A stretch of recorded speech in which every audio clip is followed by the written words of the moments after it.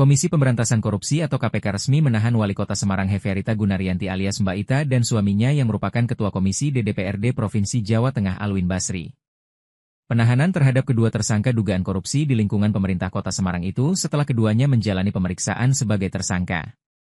Wakil Ketua KPK Ibnu Basuki Widodo menjelaskan, penahanan terhadap Mbak Ita dan Alwin Basri dilakukan untuk 20 hari pertama di rumah tahanan, Rutan, Cabang KPK, Jakarta. Hefearita Gunaryanti dan suaminya Alwin Basri dilakukan penahanan di Rutan Kelas 1 Jakarta Timur, Cabang Rutan KPK selama 20 hari terhitung mulai tanggal 19 Februari sampai 10 Maret 2025. Sejak Hefearita Gunaryanti menjabat sebagai Wali Kota Semarang pada 2023 hingga 2024, ia dan suaminya telah menerima sejumlah uang fee atas pengadaan meja kursi fabrikasi SD pada Dinas Pendidikan Kota Semarang tahun anggaran 2023. Baik, bismillahirrahmanirrahim. Assalamualaikum warahmatullahi wabarakatuh. Yang kami hormati Bapak Wakil Ketua Bapak Ibnu Basuki Widodo, Bapak Direktur Penyidikan Bapak Asep Guntur Rahayu, rekan-rekan jurnalis yang berbahagia, pada sore hari ini Komisi Pemberantasan Korupsi akan menyampaikan rilis penahanan untuk perkara yang melibatkan tersangka Wali Kota Semarang. Untuk itu, pembacaan kronologis dan uraian perkara akan kita dengarkan bersama-sama dan akan dibacakan oleh Bapak Ibnu. Untuk waktu dan tempat kami persilakan, Pak. Baik, terima kasih Mas Desa. Assalamualaikum warahmatullahi wabarakatuh. Baik, Mas Desa, Pak Direktur, dan rekan-rekan media yang saya hormati, saya akan membacakan mengenai hal tersebut. Baik ya, saya bacakan. Rilis mengenai perkara Wali Kota Semarang. Jakarta, 19 Februari 2025. 1. HGR merupakan Wali Kota Semarang periode 2023 sampai dengan 2024 berdasarkan Keputusan Menteri Dalam Negeri nomor 100.2.1.36143 tahun 2022 tanggal 18 November 2022 tentang pengesahan pengangkatan wali kota dan pengesahan pemberhentian wakil Wali Kota Semarang Provinsi Jawa Tengah. AB merupakan Ketua Komisi D DPRD Provinsi Jawa Tengah periode 2019-2024. Berdasarkan surat keputusan Komisi Pemilihan Umum Provinsi Jawa Tengah tanggal 12 Agustus 2019 tentang penetapan calon terpilih anggota Dewan Perwakilan Rakyat Daerah Provinsi Jawa Tengah dalam pemilihan umum tahun 2019. Bahwa AB merupakan suami dari HGR yang juga sebagai representasi dari Wali Kota Semarang, sehingga setiap arahan dan perintah dari AB dianggap sebagai arahan dan perintah dari Wali Kota Semarang.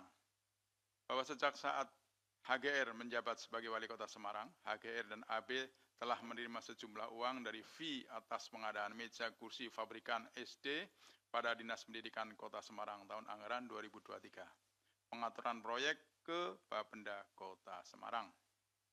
Bahwa kronologi singkat masing-masing peristiwa tersebut adalah sebagai berikut. 1. Pengadaan meja kursi fabrikasi SD pada Dinas Pendidikan Kota Semarang tahun anggaran 2023.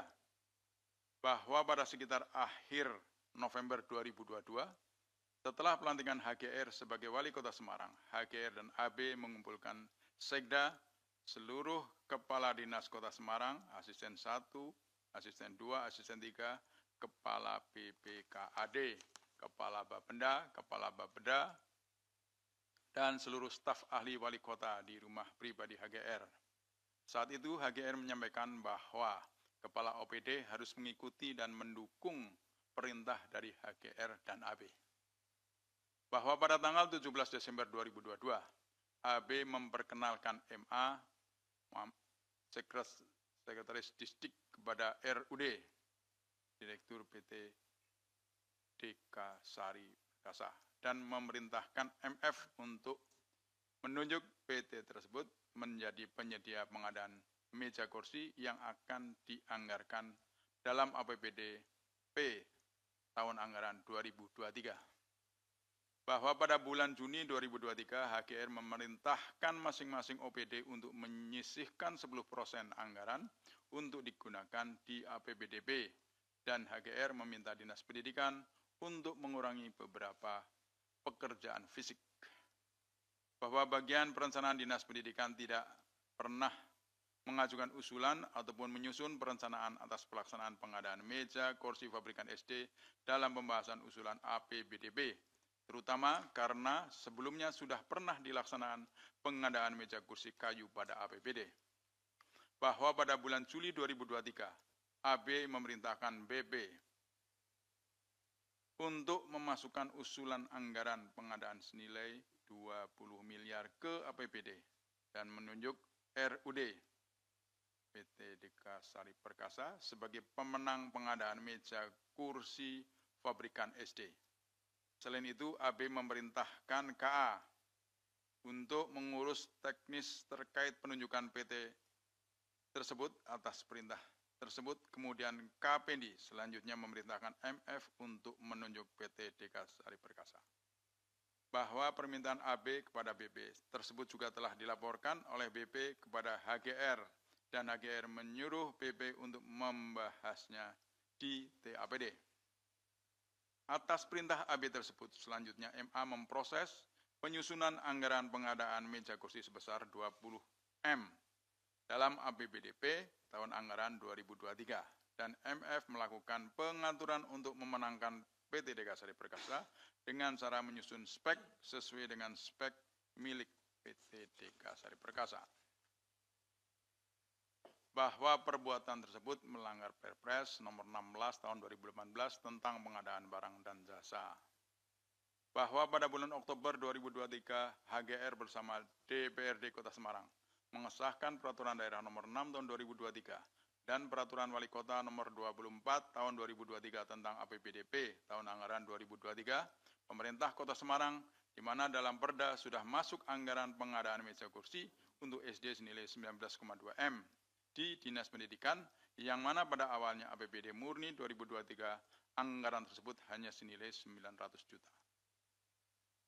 Bahwa pada tanggal 1 November 2023, MF selaku PPTK menunjuk PT Deka Sari Perkasa menjadi penyedia pengadaan meja kursi fabrikasi SD dengan surat pesanan meja nomor B3982-027-11-2023 senilai 10.769.106.000 dan pesanan kursi nomor B3983-027-11-2023 senilai 7.656.240.000 sesuai dengan perintah AB sebelumnya. Bahwa atas keterlibatan dari AB membantu RUD mendapatkan proyek tersebut, RUD telah menyiapkan uang sebesar 1.750.000.000 rupiah atau sebesar 10% dari untuk AB. Bahwa atas perbuatan HGR bersama-sama dengan AB dalam melakukan intervensi terhadap proses pengadaan meja dan kursi fabrikasi SD pada Dinas Pendidikan Kota Semarang yang berakibat dengan ditunjuknya PT Deka Sari Perkasa sebagai penyedia berkaitan dengan jabatannya selaku Wali Kota Semarang sehingga bertentangan dengan tugas dan kewajibannya sebagaimana diatur dalam pasal 65, 67 Undang-Undang Nomor 23 Tahun 2014 tentang pemerintah daerah sebagaimana telah diubah 2 kali dan terakhir dengan Undang-Undang Nomor 9 Tahun 2015. 2.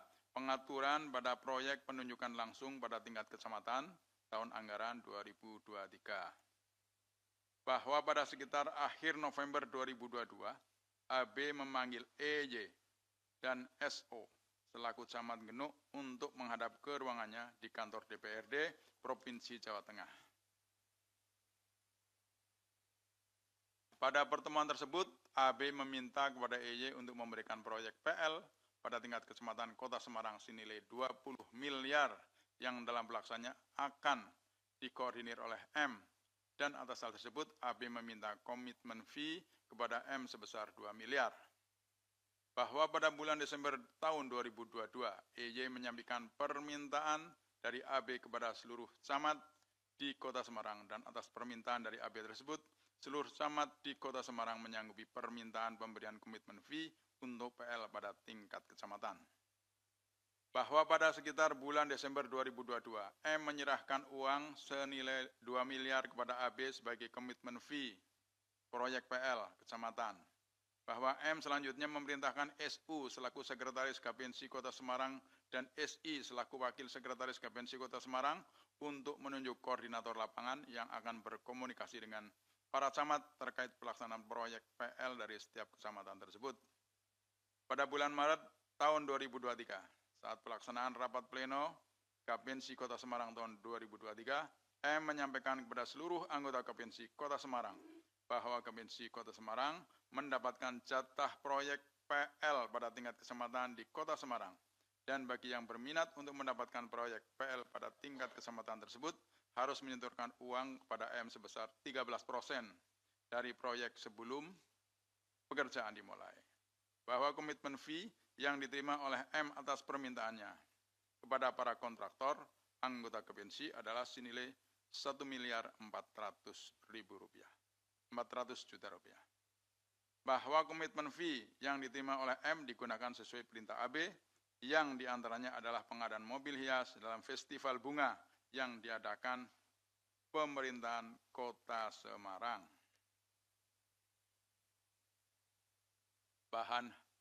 Bahwa HGR mengetahui adanya komitmen fee tersebut dan meminta M untuk menggunakan komitmen fee tersebut untuk kepentingan Pemkot Semarang yang tidak dianggarkan dalam APBD.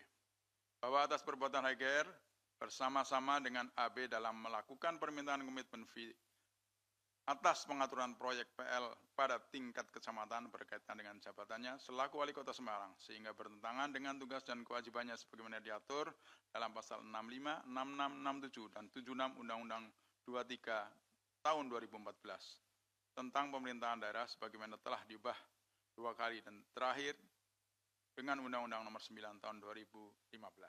3. Permintaan uang dari Wali Kota Semarang kepada Bapenda Kota Semarang. Bahwa pada pertengahan bulan Desember 2022, HGR menolak menandatangani draft keputusan Wali Kota Semarang tentang alokasi besaran insentif pemungutan pajak dan atau tambahan penghasilan pegawai aparatur sipil negara pemerintah Kota Semarang yang diajukan oleh IIN pada sekitar bulan Desember tahun 2022, bahwa HGR memerintahkan IIN untuk melakukan kajian kembali atas jumlah TPP yang akan diterima oleh masing-masing penerima, dikarenakan HGR menilai jumlah yang diterimanya tidak jauh berbeda dibandingkan dengan jumlah yang diterima oleh pegawai pada Bapenda Kota Semarang, dan juga lebih kecil dibandingkan jumlah yang diterima oleh IA selaku Sekretaris Daerah Pemerintah Kota Semarang.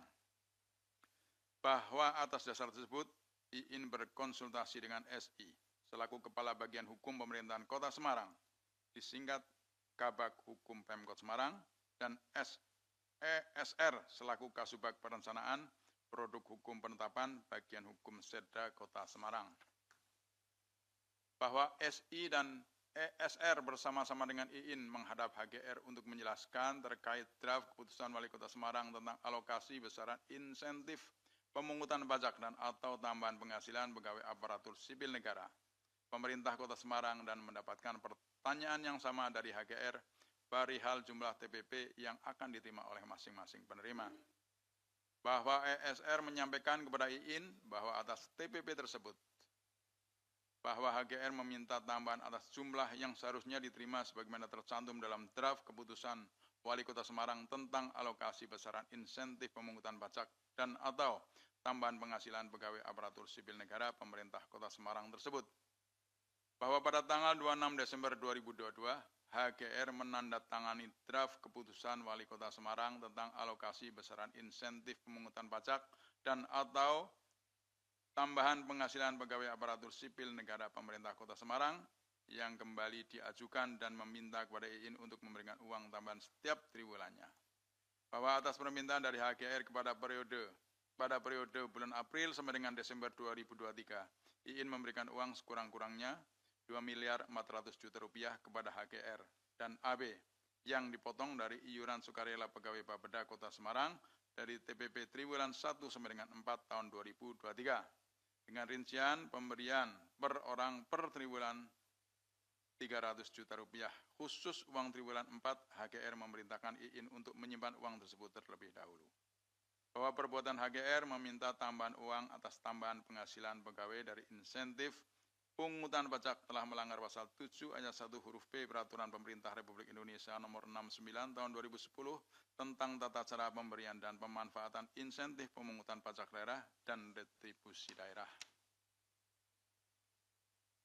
Bahwa penerimaan pembayaran atas permintaan dari HGR kepada IIN adalah pembayaran di luar penerimaan yang sah sebagaimana diatur dalam pasal 4 ayat 1 huruf C, pasal 4 ayat 2, pasal 7 dan pasal 8 ayat 1. Perubahan atas peraturan pemerintah nomor 9 tahun 1980 tentang hak keuangan administrasi kepala daerah, wakil kepala daerah dan bekas kepala daerah, bekas wakil kepala daerah, serta janda dudanya sebagaimana telah beberapa kali diubah terakhir dengan peraturan pemerintah nomor 16 tahun 1993. Atas penjelasan tersebut di atas, KPK telah menetapkan saudara HGR dan saudara AP sebagai tersangka dugaan tidak pidana korupsi, menerima hadiah atau janji terkait dengan pengadaan barang dan jasa di lingkungan pemerintah Kota Semarang tahun 2023 sampai dengan tahun 2024 dan meminta menerima memotong pembayaran kepada pegawai negeri atau penyelenggara negara yang lain atau kepada kas umum seolah-olah pegawai negeri atau penyelenggara negara yang lain atau kas umum tersebut mempunyai utang kepadanya terkait dengan insentif pemungutan pajak dan retribusi daerah Kota Semarang tahun 2023 sampai dengan tahun 2024 dan menerima gratifikasi sebagaimana dimaksud dalam pasal 12 huruf A, pasal 12 huruf B, pasal 12 huruf F, pasal 12 huruf B besar Undang-Undang Nomor 31 Tahun 1999 tentang pemberantasan tindak pidana korupsi sebagaimana telah diubah dengan Undang-Undang Nomor 20 Tahun 2001 tentang perubahan atas Undang-Undang Nomor 31 Tahun 1999 tentang pemberantasan tindak pidana korupsi Yungto pasal 55 ayat 1 ke 1 Kitab Undang-Undang Hukum Pidana bahwa terhadap saudara HGR dan saudara AP dilakukan penahanan rumah tahanan negara kelas 1 Jakarta Timur cabang rumah tahanan KPK selama 20 hari terhitung sejak 19 Februari 2025 sampai dengan tanggal 10 Maret 2025. Demikian, terima kasih. Baik, terima kasih Pak Ibnu. Ya. Rekan-rekan sekalian, kami buka sesi pertanyaan khusus untuk perkara yang baru saja dibacakan penjelasannya oleh Bapak Ibnu. Silakan. Bila ada yang ingin bertanya. Ya. Tolong disampaikan nama dan dari media mana ya? Terima kasih, selamat sore. Mohon izin Pak, saya Bayu dari sinpo.id. Mau tanya kemarin ketika beberapa hari sebelum yang ini, kan ada Bu Ita sendiri kan sempat dikabarkan itu sakit. Nah, kalau boleh tahu bisa disampaikan sakitnya itu sakit apa, terus juga sampai akhirnya apa yang dilakukan oleh KPK sehingga Bu Ita bisa menyerah dengan alasannya yang berulang kali sakit. Terus ya, yang terakhir apakah di sini ada upaya yang didapat dari Bu Ita itu dikumpulkan untuk keperluan dia terkait pencalonan ataupun terkait pemilu terlebih Pilpres di 2024 kemarin Pak. Terima kasih, itu aja. Lanjut. Baik, terima kasih Mas Desa, Pak Ibnu dan Pak Asep. Saya Fadil dari Wartawan Kumparan. Izin bertanya dan memastikan saja terkait dengan sejumlah dugaan korupsi yang dilakukan sama Mbak Ita dan suaminya ini. Itu total uang yang didapatkan oleh keduanya itu mungkin bisa disampaikan berapa totalnya gitu. Mungkin itu saja, terima kasih. Yang kedua siapa Mas? Fadil. Kumparan ya. Ada lagi? Belakang. Terima kasih Pak. Saya Jamal dari Remol. Ada satu pertanyaan aja Pak. Mbak Ita dan suaminya ini kan dia dari satu partai yang sama ya Pak ya, PDIP. Nah, apakah KPK sudah menelusuri atau akan menelusuri dugaan aliran uang itu ke partai? Contohnya kan dia itu kan di Jawa Tengah itu kepada Ketua DPD PDIP Jawa Tengah Bambang Pacul. Paling itu aja Pak, terima kasih. Ada lagi? Cukup ya, 3. Baik, kalau begitu kami serahkan ke Pak Direktur Penyidikan untuk bisa menjawabnya. Silakan Pak Direktur. Bismillahirrahmanirrahim. Assalamualaikum warahmatullahi wabarakatuh. Selamat sore dan salam sejahtera bagi kita sekalian. Yang terhormat Pak Ibnu, pimpinan, Mas Tessa, Pak Jubir, dan rekan-rekan jurnalis sekalian yang berbahagia. Ada 3 pertanyaan terkait perkara ini. Yang pertama dari Mas Bayu.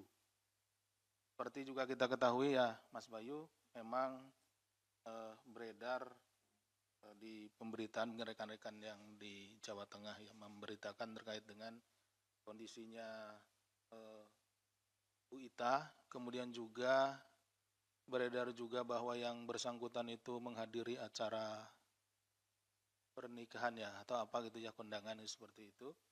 Nah, sebetulnya kita kan mengundang di minggu lalu ke sini, memanggil yang bersangkutan. Itu sudah terkonfirmasi berangkat. Tetapi sampai di perjalanan, kalau tidak salah itu informasi yang kami terima, itu sudah masuk wilayah Jawa Barat, itu kemudian kambuh sakitnya. Itu yang kita terima ya konfirmasinya.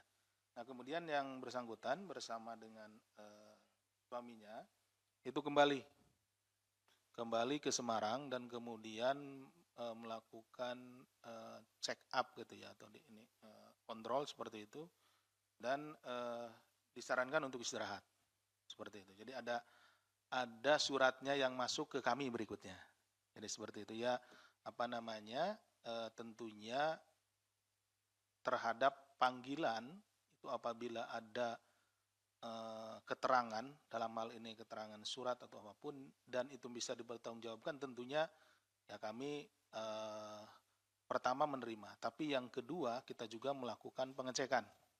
Ya, kalau misalkan tersangka sakit ya kita mendatangkan ke sana penyidik untuk melakukan pengecekan apakah benar yang bersangkutan sakit. Jika benar, berapa hari misalkan diberikan waktu untuk istirahat seperti itu. Jadi kami setelah tim datang ke Semarang meyakinkan atau mendatangi dokternya dan berkomunikasi, kemudian kita memanggil kembali yang bersangkutan pada hari ini, dan alhamdulillah pada hari ini yang bersangkutan hadir. Dan kita juga dengan adanya laporan atau pemberitaan dari rekan-rekan menjadi yakin gitu ketika yang bersangkutan bisa hadir di acara kondangan itu gitu. Jadi artinya ya sehat gitu. Jadi tidak ada lagi keraguan bahwa hari ini tidak akan hadir gitu, seperti itu. Jadi terima kasih juga kepada rekan-rekan di mungkin kontributor di Jawa Tengah ya yang memberitakan terkait dengan yang bersangkutan. Kemudian yang kedua, ini terkait dengan uang-uang yang diperoleh. Apakah ini kemudian dikumpulkan, kemudian apakah ada kaitan dengan kampanye dan lain-lain. Ini mohon maaf ya rekan-rekan, ini masuk ke materi yang sedang kita dalami, penggunaan uang tersebut. Yang jelas bahwa memang yang bersangkutan dengan suaminya itu seperti tadi dibacakan di bahan konvers, itu memang menerima sejumlah uang, baik dari proyek, ya, jadi dari izin proyek ya, dia harus memberikan dulu sejumlah uang, maupun dari pemotongan uang-uang atau dana-dana yang seharusnya diterima oleh para pemungut pajak, seperti itu. Kemudian Mas Fadil, ini jumlah uangnya berapa? Saya ini takut salah ya, Mas Fadil. Nanti saya jumlah pasnya saya kabari ke Mas Fadil. Tapi tadi secara parsial di masing-masing masing-masing kan ada tiga hal nih, 3 perkara, 3 kegiatan. Nah, itu masing-masing ada yang 2 ada yang 2 miliar, ada yang 1, sekian miliar gitu. Tapi karena tentunya juga kita akan, karena masing-masing orang ini kan ada perbuatannya tersendiri. Walaupun kedua-duanya ini adalah suami istri, itu tidak bisa juga lalu digabungkan. Tentunya sesuai dengan fakta perbuatannya, Bu Ita berapa, kemudian Pak AW juga berapa, seperti itu. Nanti untuk pasnya kami akan susulkan ke Mas Fadil. Kemudian dari Mas Jamal, ini apakah uang-uang tersebut ada mengalir ke partai? Sejauh ini yang kami peroleh, kita memang dengan, sering saya sampaikan, dengan metode follow the money, kita akan mencari kemana uang itu mengalir. Tapi sejauh ini kami belum menemukan ke arah situ. Nanti kalau update-nya tentu kita akan sampaikan berikutnya kemana uang yang diperoleh oleh saudara I ini dengan saudara A itu mengalir kemana saja. Demikian mungkin Mas Tata yang bisa saya sampaikan. Terima kasih. Assalamualaikum warahmatullahi wabarakatuh. Terima kasih Pak Dirdik. Baik, untuk sesi selanjutnya kita berikan kesempatan untuk rekan-rekan bertanya seputar isu kelembagaan, ya. Dan ini akan bisa dijawab oleh 3 narasumber yang ada di hadapan rekan-rekan kalian. Bukan perkara ya, bukan perkara.